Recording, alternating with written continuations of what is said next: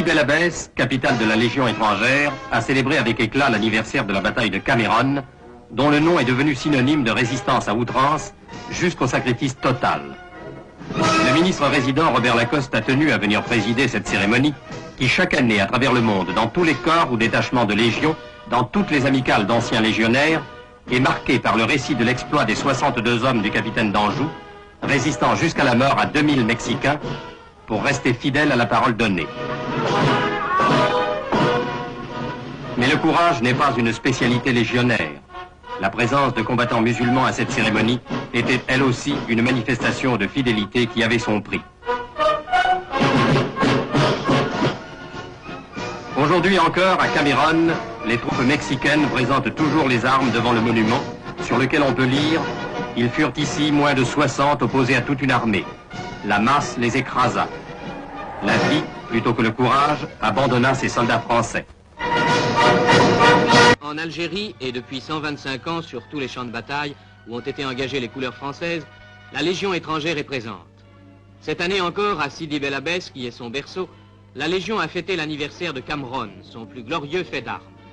La main artificielle du capitaine d'Anjou, qui commandait à Cameron, est vénérée par les légionnaires comme une relique. Cet officier, avant d'être tué le 30 avril 1863, avait fait jurer à ses hommes de se défendre jusqu'à la mort. Le serment fut tenu. À 1 contre 40, les hommes de d'Anjou résistèrent aux troupes mexicaines.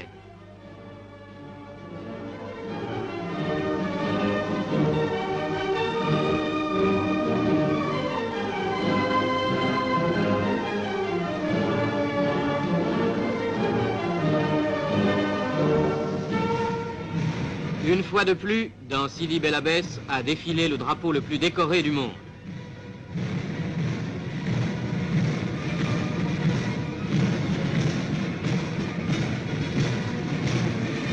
Gravé sur un monument élevé à l'endroit même de la bataille, le sacrifice de Cameron est ainsi résumé.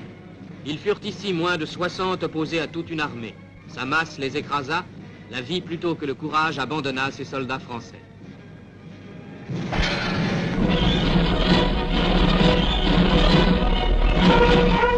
Un détachement de chasseurs d'Afrique dépose une palme au monument aux morts de la Légion étrangère avant de quitter Sidi Bel Abbès pour aller combattre aux côtés des légionnaires, aux côtés de ceux dont l'héroïsme a toujours soulevé l'admiration du monde. Avant le départ, a lieu l'inspection des équipements. Les hommes préparent leurs sacs et en vérifient le contenu avec le plus grand soin. Chacun s'assure qu'il n'a rien oublié. Dans la cour, le rassemblement s'effectue dans un ordre impeccable. Le bataillon défile devant son glorieux drapeau décoré de la Légion d'honneur, de la médaille militaire et de la croix de guerre.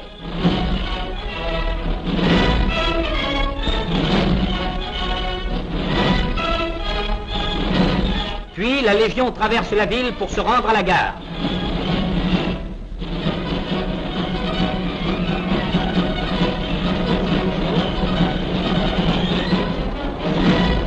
Et c'est l'installation dans des wagons de fortune auxquels on s'est vite adapté. Ici, l'émotion n'a pas cours, mais des cœurs battent plus vite pour les derniers adieux.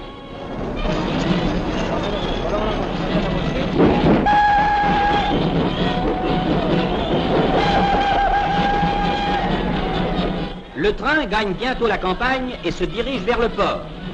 Au port d'embarquement, le général Noguès, commandant en chef des armées de l'Afrique du Nord, passe les légionnaires en revue.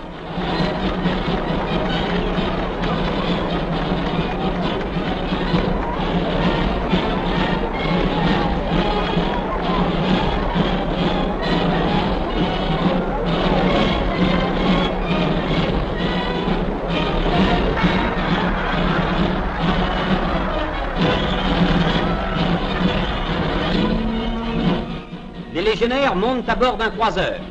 Ils vont apporter à leurs frères d'armes le concours de ces vertus militaires qui ont fait à travers le monde la légende de la Légion.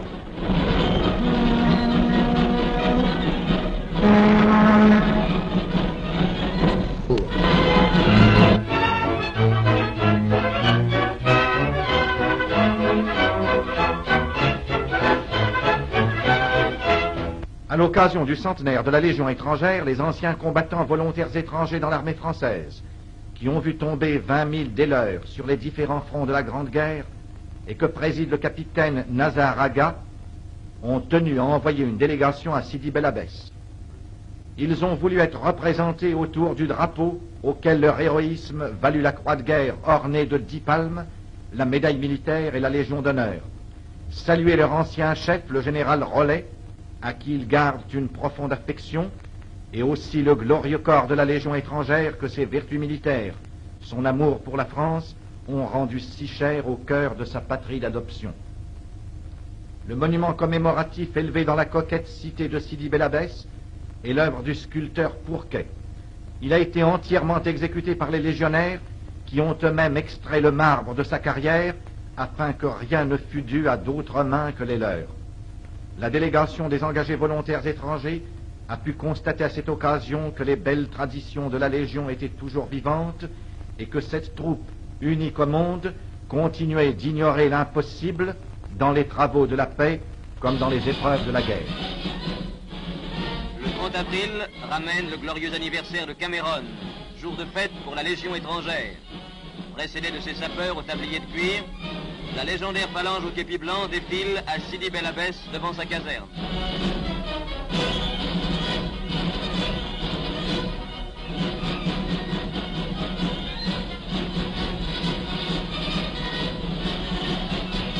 Et voici, en partance pour l'Indochine et déjà vêtus du short colonial, les éléments de marche qui vont perpétuer en Extrême-Orient les magnifiques traditions de la Légion étrangère. À Bel Abbès, la Légion étrangère célèbre l'anniversaire de Cameron.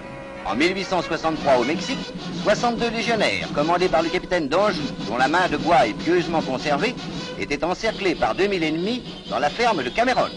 Ayant fait le serment de ne pas se rendre, ils furent exterminés au cours d'une résistance qui dura 18 heures.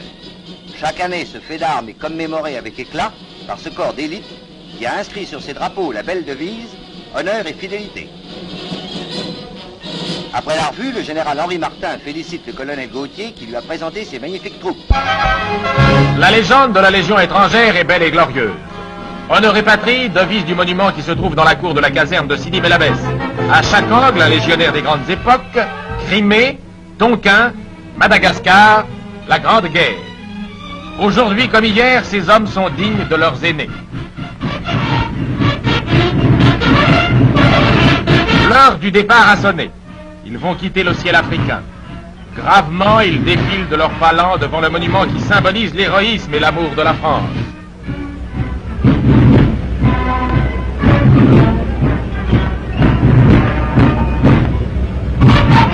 Que sont ces légionnaires? Des étrangers de toute nationalité qui, spontanément, se sont rangés sous les plis du drapeau français pour une existence d'action, d'énergie et d'honneur.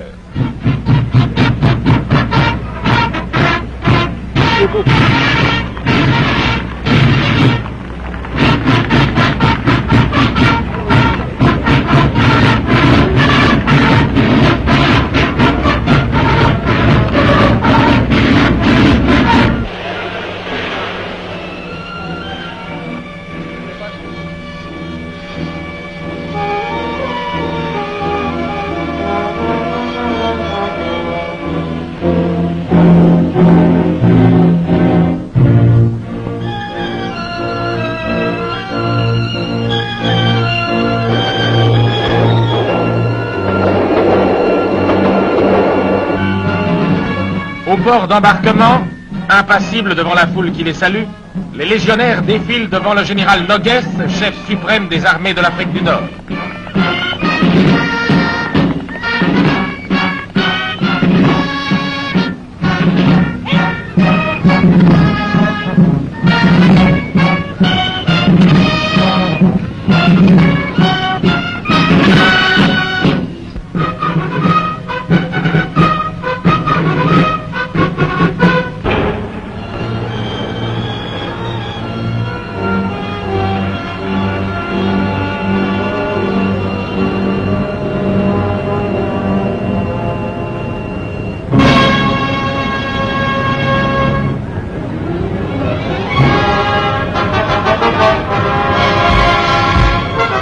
Et tandis que celles qui leur sont chères regardent tristement s'éloigner le grand bateau qui les emporte, les légendaires soldats de la Légion étrangère s'en vont gravement vers l'Est. De 1914 à 1918, leurs aînés se sont couverts d'une gloire impérissable pour la défense de la terre de France.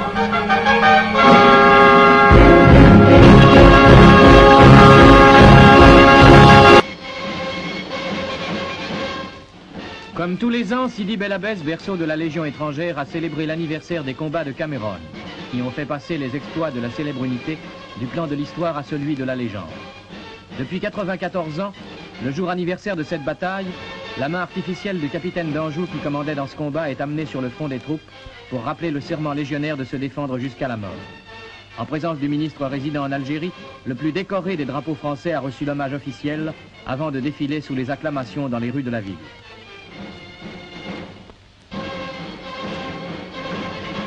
Depuis 126 ans, sur tous les champs de bataille où étaient engagées les couleurs françaises, la Légion a répondu présent. C'est pourquoi ce jour-là, M. Robert Lacoste a voulu se trouver dans le sanctuaire de leur tradition.